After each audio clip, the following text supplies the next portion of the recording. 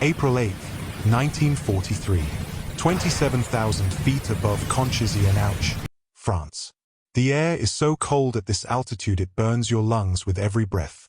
Captain Robert Johnson tightens his grip on the control stick of his P-47C Thunderbolt, call sign Half Pint, as the morning sun breaks over the French countryside below.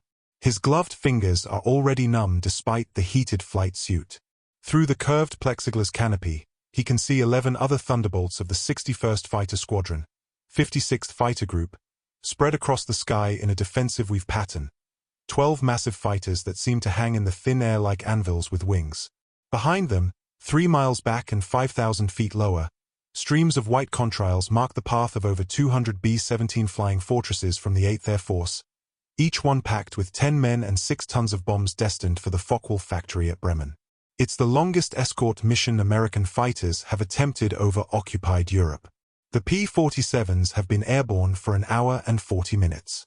Their bellies are heavy with fuel, their wings laden with the weight of 8 Browning M2.50 caliber machine guns, 4 per wing, each weapon loaded with 425 rounds of armor-piercing incendiary ammunition.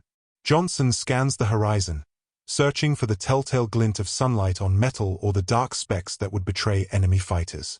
His radio crackles with static and broken transmissions from the bomber stream below. Then, cutting through the noise, comes the voice of Major Hub Zemke, the group commander, Keyworth leader to all Keyworth flights. Bogies, 11 o'clock high. Make it 20 plus. Climbing to engage. Johnson's pulse quickens. He cranes his neck left and up, squinting against the brilliant sky. There, almost invisible against the pale blue, he sees them. Small dark shapes descending from 32,000 feet in a loose formation. Messerschmitt Bf 109G6S from Jagdgeschwader 2 Richthofen, the storied fighter wing that once belonged to the Red Baron himself. The German pilots have been watching the American formation for 10 minutes, radioing ahead to their comrades, coordinating the attack. In the lead 109, Oberleutnant Klaus Mietusch checks his ammunition counter, 150 rounds of 20mm cannon shells in his centerline milligram 151, 600 rounds of 7.92mm machine gun ammunition in the Cal-mounted milligram 17s. He's flown against the Royal Air Force for 3 years, shot down 15 Spitfires and Hurricanes, earned the Iron Cross First Class. 2 weeks ago, he got his first look at the new American heavy fighter, the P-47. His squadron mates had laughed. The thing looked like a beer barrel with wings. Jug, the Americans called it. Juggernaut. The Germans had their own name, Die Fliegende Milchkanne, the flying milk jug. Too heavy, his wingman had said over schnapps that night. Too slow, like shooting barns. Mietusch had nodded, but he'd also noticed something else during that first encounter. The P-47 pilot hadn't tried to dogfight. He'd rolled inverted and dove, straight down, accelerating beyond 500 miles per hour until Mietusch's 109 started buffeting violently, warning him not to follow. The American had simply disappeared into the lower altitudes, escaping effortlessly. Still, the Luftwaffe pilots had a job to do. Their orders were clear: destroy the bombers, break up the formations, kill the crews. And if these lumbering American fighters got in the way, well, they'd handle them the same way they'd handled everything else the Allies had thrown at them. Mietusch keys his radio. Achtung, Alstaffeln. We go through the escorts. Hit the bombers. For the fatherland. He pushes his stick forward and opens his throttle. The DB-605 engine roars. 14 Messerschmitts follow him down, diving toward the American formation at 400 miles per hour. In Half Pint, Johnson sees them coming. His heart hammers against his ribs. This is it. His third combat mission. His first real fight. Major Zemke's voice cuts through again. Keyworth flights, break left. Engage on my mark. The Act I, the underdog. 15 months earlier, December 1941. Republic Aviation Factory, Farmingdale, Long Island, New York. While Robert Johnson is still learning to fly trainers in Oklahoma, a very different kind of war is being fought in the drafting rooms and machine shops of Long Island. Alexander Kartveli, chief designer at Republic Aviation, stands in front of a full-scale wooden mock-up of the P-47 prototype, arms crossed, eyes narrowed in concentration. Behind him, manufacturing chief Lee Atwood is arguing with an Army Air Forces procurement officer about weight. 12,000 pounds empty, the officer says, reading from his clipboard. That's 3,000 pounds heavier than a P-51. 4,000 heavier than a Spitfire. How is this thing supposed to dogfight? Kartveli, a Georgian émigré who'd fled the Russian Revolution as a teenager, doesn't look away from the mock-up. It isn't, he says in his thick accent. This is not a dogfighter. This is a Durchschlagwagen. He uses the German word for a breakthrough vehicle, an assault weapon. This airplane will escort the bombers all the way to Berlin and back. It will absorb damage that would destroy other fighters. It will dive faster than anything in the sky. And when those 850s open up, Herr Hitler's pilots will know they've been in a fight. The army officer isn't convinced. The British are screaming for more Spitfires. The Navy wants carrier fighters. And here's Republic Aviation, pitching a fighter that's bigger and heavier than some medium bombers. But Kartveli has allies. General Henry Hap Arnold, commander of the Army Air Forces, has seen the casualty reports from Europe. He knows the 8th Air Force is going to need a fighter that can go the distance, literally. The P-47's massive Pratt and Whitney R2800 double Wasp engine, the same engine that powers the Grumman Hellcat and the Chancefort Corsair, generates 2,000 horsepower. Its 4-bladed Curtiss electric propeller is 13 feet in diameter. And crucially, Kartveli has solved the problem of turbocharging at high altitude. Most fighters of 1941 struggle above 25,000 feet. The air is too thin, engines lose power, controls become sluggish. But the P-47's turbo supercharger, a massive unit mounted in the rear fuselage, connected to the engine by complex ducting, compresses incoming air and forces it into the cylinders, maintaining sea-level engine performance even at 30,000 feet. It's a brilliant piece of engineering. It's also temperamental, complex, and prone to failure. But when it works, when everything comes together, the P-47 can fly higher and faster than almost anything the Germans have. There's another advantage, one that won't become clear until pilots start bringing shot-up Thunderbolts home from combat. The R2800 engine sits in front of the pilot like an 18-cylinder shield. Behind the pilot, filling most of the fuselage, is the turbo supercharger, ducting, and main fuel tank. The pilot sits in between, surrounded by metal and machinery. When German cannon shells slam into a P-47, they hit engine blocks, cylinders, ducting, and armor plate before they reach anything vital. Pilots will later describe it as flying a tank. But in December 1941, none of that is proven. The Army places an order for 171 aircraft. Republic goes to work. June 1942. RAF Debden Airfield, Essex, England.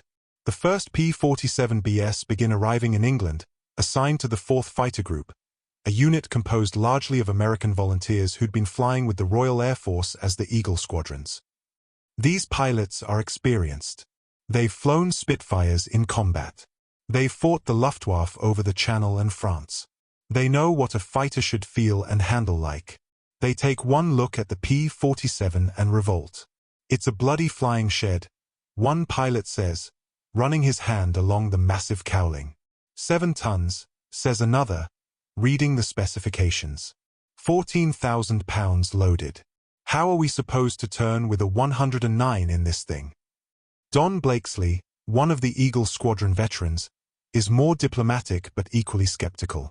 He's flown Spitfire MKVs against FW-190s, watched friends die when German fighters bounced them from above, seen what happens when you're outgunned and outperformed. The Spitfire is nimble, responsive, beautiful to fly. The P-47, by comparison, feels like driving a bus. The control stick is stiff at high speeds. The roll rate is sluggish. The long nose blocks forward visibility during taxi and takeoff. And at low altitude, where most dogfights happen, it's no faster than the fighters it's meant to replace. The RAF liaison officers shake their heads. Should have sent them Mustangs, one mutters. The P-51, powered by the British Merlin engine, is everything the P-47 isn't.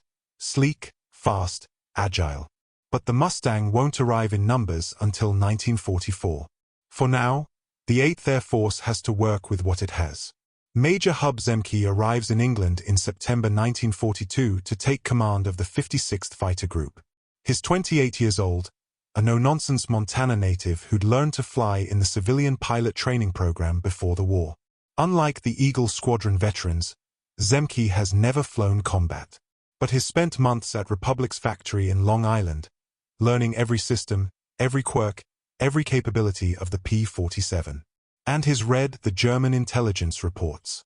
The Luftwaffe's primary fighters, the Bf-109 and the Fw-190, are superb aircraft, flown by pilots who've been in combat since 1939. They're fast, well-armed, and deadly in a turning fight. The Fw-190, in particular, has been mauling RAF Spitfires since its introduction in 1941. It can outclimb, outdive, and outgun almost anything the Allies have. But Zemke sees something the complainers don't. The P-47 isn't designed to dogfight. It's designed to do three things: escort bombers at high altitude, absorb punishment, and deliver overwhelming firepower. Gentlemen, he tells his pilots during their first briefing, you will not try to turn with the Germans. You will not get into low-altitude hassles. You will use altitude, speed, and diving attacks. You will hit them and extend away. And when you pull the trigger, you will fire 8 50-caliber machine guns that will saw a fighter in half. The pilots exchange skeptical glances. But Zemke is their commander, so they listen. November 1942. First combat patrols. The initial missions are short-range sweeps over France and the Low Countries. Learning missions, really, giving the pilots time to get comfortable with the aircraft and the combat environment. The results are mixed. Several P-47s are lost to mechanical failures, supercharger malfunctions, engine fires, oxygen system failures. One pilot bails out over the channel when his canopy freezes shut at altitude. Another crash lands at Debden with a dead engine, tears the landing gear off, and walks away without a scratch. The airplane is a write-off, but the pilot isn't. The Germans, watching from across the channel, aren't impressed. Luftwaffe intelligence officers compile reports on the new American fighter. They note its size, its weight, its ungainly appearance. They pass along their assessment to squadron commanders. The P-47 is heavily armed but lacks maneuverability. Engage at low altitude. Force it into turning fights. It will stall before our fighters do. The German pilots add their own commentary. Die fliegende Milchkanne. The flying milk jug. A few of the more poetic pilots call it der Donnerwagen, the thunder wagon, but most just laugh. The Luftwaffe has been fighting the RAF's best for 3 years. They've defeated every fighter the British could throw at them. What's one more? January 1943. The learning curve. By the new year, the 56th Fighter Group has logged over 300 combat sorties. They've scored a handful of kills but lost several aircraft, most to mechanical issues, a few to enemy fire. The bomber crews, watching the P-47s orbit high above them during missions, start to trust them. The fighters are always there, circling at 28,000 feet, watching for German interceptors. When the Luftwaffe does show up, the Thunderbolts dive down, make a pass, and climb back to altitude. It's not glamorous, but it works. Robert Johnson completes his training and arrives in England in January 1943. He's 22 years old, a kid from Lawton, Oklahoma, where his father ran a gas station during the Depression. Johnson had joined the Army Air Corps in 1941, learned to fly in open cockpit Stearmans, graduated to AT-6 Texans, and finally to combat fighters. He'd requested Spitfires. Instead, he got the P-47. His first impression, it's the biggest damned thing I've ever seen. His second impression, after his first training flight, this thing is fast. At altitude, with the turbocharger running, the P-47 accelerates like nothing Johnson has flown before. In a dive, it's even more impressive.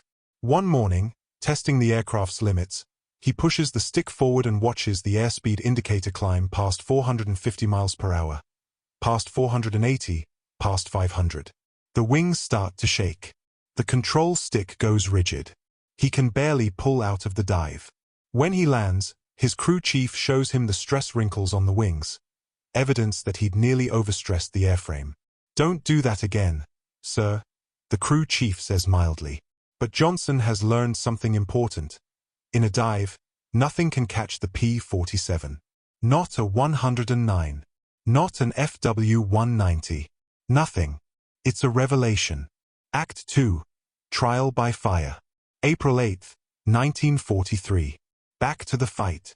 Johnson pulls the stick left and half-pint rolls into a hard turn, the G-forces crushing him into his seat. His vision tunnels, blood draining from his head. He grunts against it, tensing his legs and abdomen, fighting to stay conscious. Through the canopy, he sees Klaus Mietusch's Messerschmitt scream past, overshooting, the German pilot pulling up to avoid collision. Johnson reverses, rolls right, tracking the 109 as it climbs. His thumb hovers over the gun button on the stick, a circular switch that controls all 8 Brownings. He's been trained to fire in short bursts, 2 seconds, no more, to conserve ammunition and prevent barrel overheating. Each gun fires at 750 rounds per minute. That's 6,000 rounds per minute combined, 100 rounds per second. 2 seconds equals 200 rounds of .50 caliber ammunition converging on a single point in space. He's never fired the guns in combat before. The German fighter levels off, turning back toward the bombers. Johnson pulls lead, aiming ahead of the target, anticipating its path. The gun sight reticle, a simple illuminated circle with a center dot, floats over the 109's fuselage. Range, 400 yards. Too far. He closes in, ignoring the flak bursts blooming around the bomber formation below, ignoring the radio chatter screaming in his ears, ignoring everything except the target. 300 yards. 250. 200. He presses the button. The P-47 shudders as all 8 guns fire in unison. The noise is deafening even through the engine roar and wind noise. A chainsaw sound, an industrial metal scream. Tracers, every 5th round is loaded with phosphorus, arc across the sky in 4 brilliant orange streams, converging on the Messerschmitt. Johnson watches the rounds walk up the 109's tail, across the fuselage, into the cockpit. The canopy shatters. The fighter's left wing dips, smoke trailing. Mietusch's Bf-109 rolls inverted and begins to spin, trailing fire. Johnson doesn't see a parachute. His hands are shaking. He's just killed a man. There's no time to process it. The radio is screaming, "Brake right! Brake right!" He snaps the stick right and another Messerschmitt flashes past his canopy, close enough to see the pilot's face. The black crosses on the wings, the yellow spinner on the propeller boss. Cannon shells streak past half-pint's left wing, 20mm high explosive rounds that would tear through a Spitfire's thin aluminum skin like tissue paper. They punch into the P-47's left wing. The first shell hits the inboard gun bay, detonating inside the wing structure. The explosion tears through ammunition belts, shreds electrical wiring, fragments the .50 caliber barrel. The second shell hits further out, blowing a hole the size of a dinner plate through the wing's upper surface. The third shell hits the leading edge, deforming the metal, destroying the internal structure. Johnson feels the impacts as shudders through the stick. Warning lights flash on his instrument panel. His left wing is streaming smoke. The aircraft wants to roll left. The damaged wing is producing less lift. He has to hold right stick pressure to keep level. "Half-pint is hit," he calls over the radio. "I'm hit." Major Zemke's voice comes back, calm. "How bad?" Johnson scans his instruments. Oil pressure, good. Engine temperature, good. Hydraulics, good. The R-2800 is still running smoothly, all 18 cylinders firing. The damage is confined to the wing. He experiments with the controls. Aileron response is degraded but functional. Elevator still works. Rudder works. Wing damage, he reports. Still flying. Continuing mission. Negative, Keyworth 5. You're smoking. Break off and head home.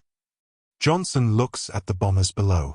The German fighters are swarming them now, a dozen 109s and 190s making slashing attacks through the B-17 formations.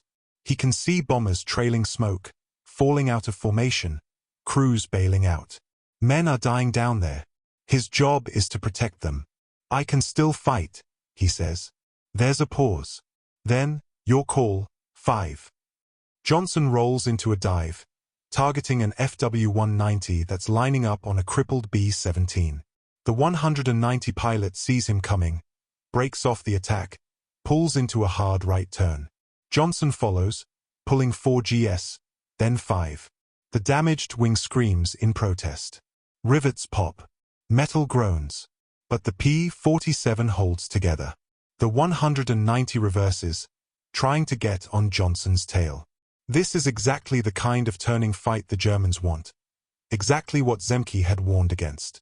But Johnson is angry now, adrenaline overriding training. He pulls harder, 6 GS, the stick buried in his lap. His vision goes grey at the edges. The airframe shudders. And then the 190 makes a mistake. The German pilot, confident in his aircraft's superior turn rate, pulls even harder, trying to outturn the heavier American fighter. But the FW-190's turn performance degrades rapidly above 25,000 feet where the air is thin. The Focke-Wulf's wide radial engine and compact wings give it excellent low-altitude performance, but up here, it's fighting the same physics as the P-47. Johnson sees the 190's turn radius widen. He cuts inside, pulling lead, getting his nose out in front.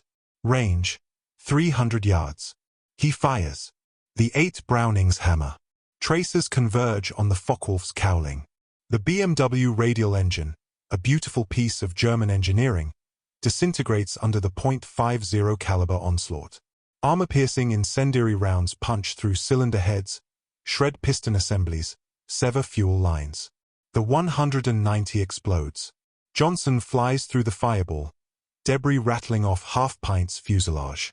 He's shaking now, sweat soaking his flight suit despite the cold. He keys the radio, splash 2. Keyworth 5 splash 2. Zemke's response is terse, "Good shooting. Now get yours home." The flight home. Johnson turns west, toward England, nursing the damaged Thunderbolt across 400 miles of occupied Europe. The left wing is still smoking, though the fire seems to have gone out. Every control input requires conscious effort.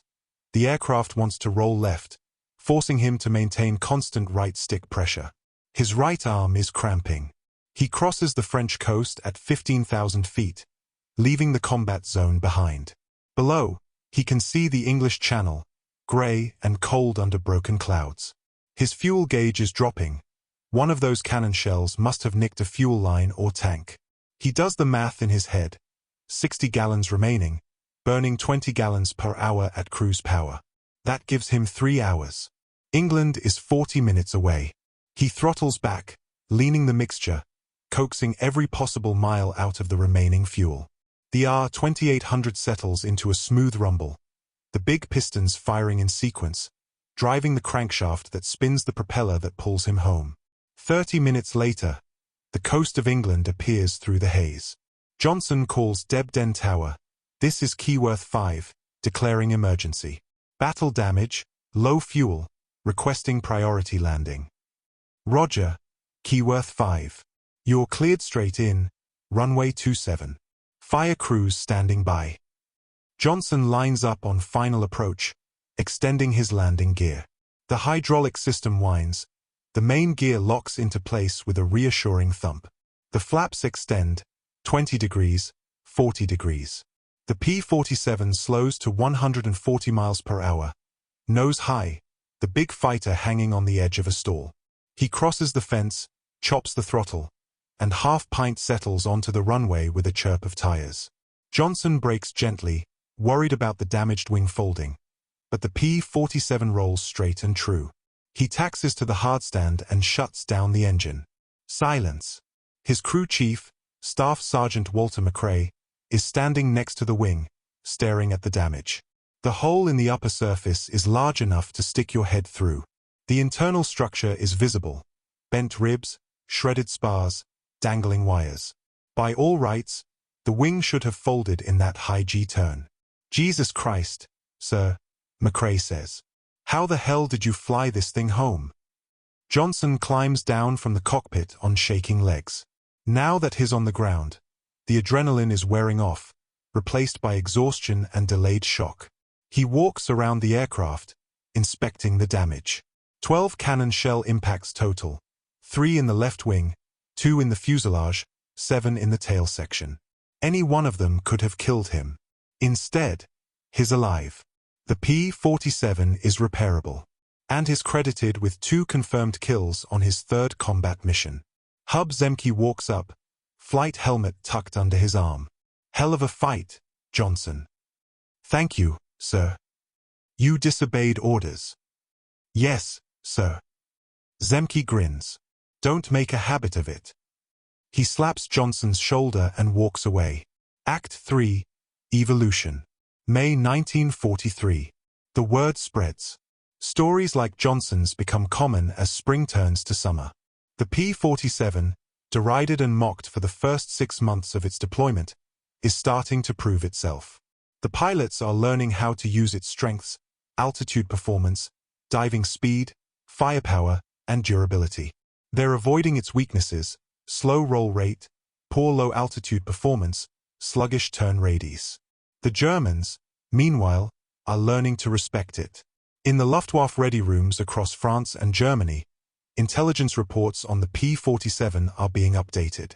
The mocking tone is gone. In its place, wariness. The American fighter is heavily armed and well-armored, reads a report from JG-26. Pilots report difficulty bringing them down even with multiple cannon strikes. Recommended engagement profile: attack from below or behind, targeting engine or cockpit. Do not engage in prolonged combat above 25,000 feet. The P-47's superior high-altitude performance gives it the advantage in vertical maneuvers. Another report, from JG-2, the American pilots are improving. They no longer attempt to dogfight. Their standard tactic is to dive from altitude, make a single firing pass, then climb back to height using superior engine power. Recommend coordinated attacks by multiple fighters to overwhelm their defenses. The respect is grudging, but it's real. The flying milk jug is now Der Donnervogel, the Thunderbird. Some pilots shorten it to Der Donner, the Thunderer. It's a name that acknowledges the aircraft's most fearsome characteristic, its guns. The 8-gun solution. The P-47 carries 8.50 caliber M2 Browning machine guns. When a pilot presses the gun button, he sends 100 rounds per second downrange. Half are armor-piercing. Every 5th round is a tracer. The bullets converge at 300 yards, the harmonization point, where all 8 streams meet. What happens when that stream intersects with a German fighter is catastrophic. Hauptmann Heinz Noack, a Luftwaffe ace, describes it in his memoir. I attacked from astern at 400 meters. The American held his fire until I was committed. Then he fired. It was like flying into a wall of metal. My windscreen shattered, my instrument panel exploded, my left leg was struck. I broke off immediately. My aircraft was so badly damaged I barely made it back. I learned to respect the Thunderbolt that day. The psychological effect is as important as the physical damage. German pilots who survive remember the sound, the rattling chainsaw roar of 8 synchronized machine guns. They remember the tracer streams, like fingers of fire. They remember watching wingmen disintegrate under that fire. June 26, 1943. Johnson's ordeal. Johnson's reputation as one of the most aggressive pilots in the 56th is cemented by an encounter that becomes legendary. Returning from a mission, fuel low, he spots an FW-190 stalking a crippled B-17. Johnson dives, opens fire, destroys the 190. He's turning for home when 2 more FW-190s attack, angry about their dead comrade. What follows is a 15-minute running gunfight. Johnson tries every evasive maneuver he knows. But the 190 pilots are skilled and coordinated. Cannon shells slam into his P-47. The engine cowling. The right wing. The canopy rail inches from his head. Plexiglass explodes inward. Wind screams through the cockpit at 400 miles per hour. Johnson's face is cut, blood streaming into his eyes. He can't see.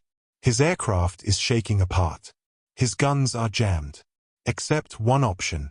Johnson pushes the stick forward and dives, straight down, full throttle, emergency power. The R-2800 screams. The airspeed indicator climbs past 500, past 550, approaching the speed of sound. The control stick goes rigid. Rivets pop from the wings.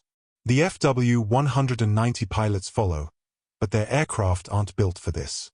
At 550 miles per hour, their control surfaces become ineffective. They are forced to break off. Johnson pulls out at 4,000 feet, the G-forces crushing him. But he's alive. He's clear. He turns west, nursing the dying Thunderbolt home. He makes it back flying partially blind, blood covering his instruments. When his crew chief reaches the aircraft, he counts over 200 bullet and cannon shell holes. How? Is all McCrae can say. Johnson, blood on his face, manages a weak grin. The jug brought me home. The story spreads through every fighter squadron in England. The P-47's reputation becomes mythical. Some pilots start calling it the unbreakable jug. Act 4, Supremacy. Summerfall 1943. The tide turns. Throughout 1943, the air war intensifies. The 8th Air Force launches Operation Point Blank, destroying the Luftwaffe's fighter production. The P-47 pilots adapt, perfecting the dive and zoom attack, diving from 30,000 feet to hit German fighters, then climbing back before the Germans can respond. By autumn, Luftwaffe training schools are teaching specific techniques for engaging Thunderbolts. Avoid high-altitude combat attack from below. Use cannon armament work in groups. The tactics are sound. They save German lives. But they don't change the fundamental equation. The Luftwaffe is outnumbered, outproduced, and increasingly outfought. June 6, 1944. D-Day. When Allied forces storm Normandy, the sky above is filled with Allied aircraft, including dozens of P-47 squadrons. The Luftwaffe's response is minimal. Fewer than 100 sorties on D-Day compared to over 14,000 Allied sorties. The Allied air superiority is so complete that Eisenhower later writes, "The air operations which preceded the invasion were the most significant contribution made by any branch of the armed forces." P-47s provide crucial ground support during the breakout. They attack German strongpoints, destroy tanks, suppress artillery. German soldiers learn to fear the sound of P-47's overhead, the distinctive rumble of the R-2800 engine. A German tank commander describes it. The Jabos were everywhere. You could not move in daylight. If they saw you, they would attack. My battalion lost more vehicles to aircraft than to enemy ground forces. The Americans owned the sky. December 1944. The Battle of the Bulge. When Germans launched their surprise offensive in the Ardennes, weather initially grounds Allied aircraft. For 5 days, German forces advance under cloud cover. Then, on December 23, the weather clears. P-47s launch in massive formations, hundreds of aircraft. They attack German columns with fury. The frozen roads become killing grounds. German tanks, short on fuel and under constant air attack, are abandoned. The offensive stalls, then collapses. Major George Preddy, the top P-47 ace with 26.83 kills, leads ground attack missions over the Bulge.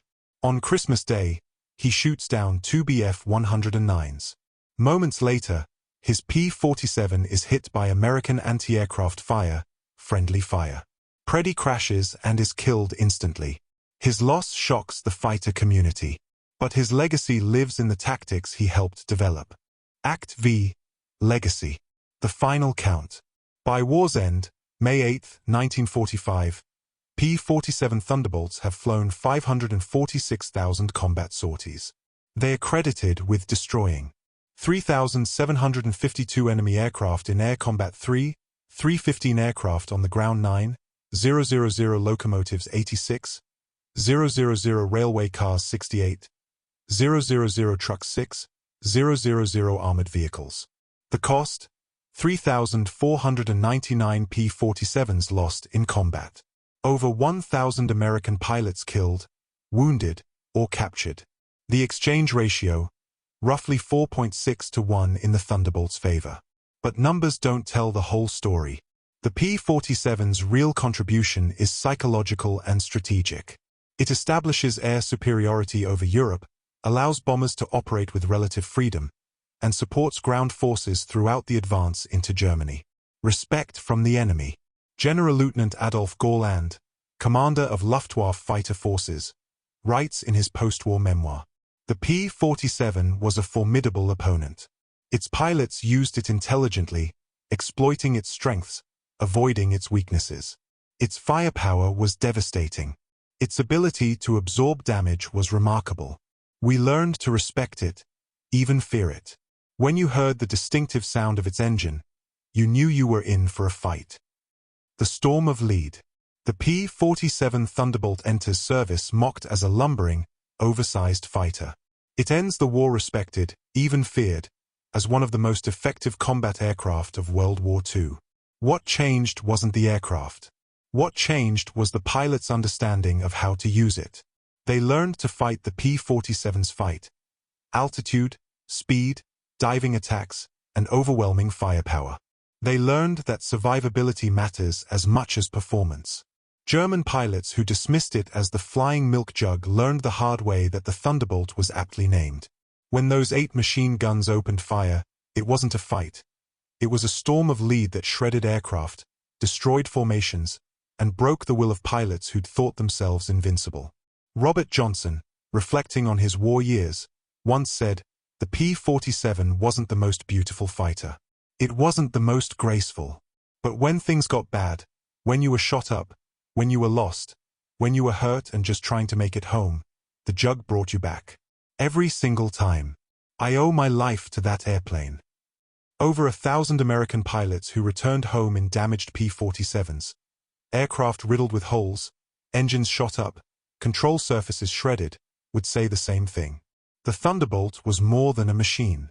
It was armor, protection, salvation. And for the German pilots who faced it, the P-47 was something else. A symbol of American industrial might, proof the war was unwinnable, evidence their days of air superiority were over. They'd mocked it once. They'd never make that mistake again.